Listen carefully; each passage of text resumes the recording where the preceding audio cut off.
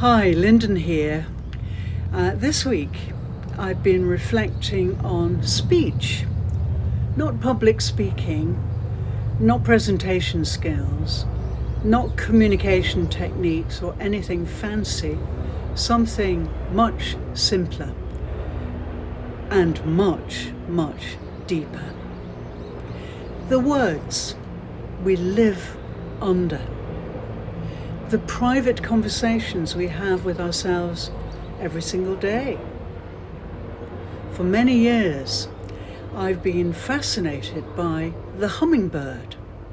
Not because it's beautiful, though it is, and not because it's very small, though it is, but because it embodies a principle I've spent much of my life trying to live. Take only what is needed. Leave as little disturbance as possible. Move through the world lightly. The hummingbird approaches a flower with extraordinary precision. It doesn't damage it. It doesn't possess it.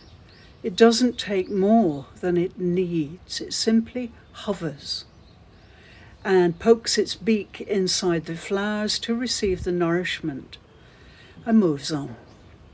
As I reflected on this recently, I began to see connections everywhere, in leadership, in healthcare, in relationships, in burnout, and perhaps most surprisingly, in speech. Because speech is not only what comes out of the mouth, speech begins much earlier than that. It begins in the stories we tell ourselves every day, the assumptions we carry, the judgments we repeat, the sentences we live under. And one of the ideas I have been really working on this week is very simple. Every word is an instruction to the body. Not only spoken words, inner words, repeated words, inherited words. The body listens to all of them.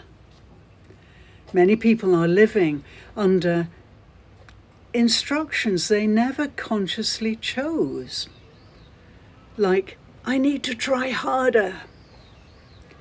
I don't have enough time. What will people think?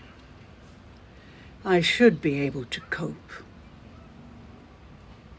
These phrases become so familiar that we stop hearing them, but the body doesn't stop hearing them.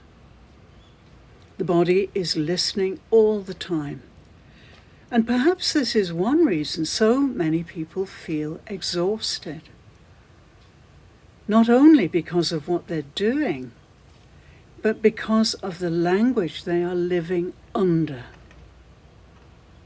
For me, the hummingbird has become a reminder that life does not always need more force.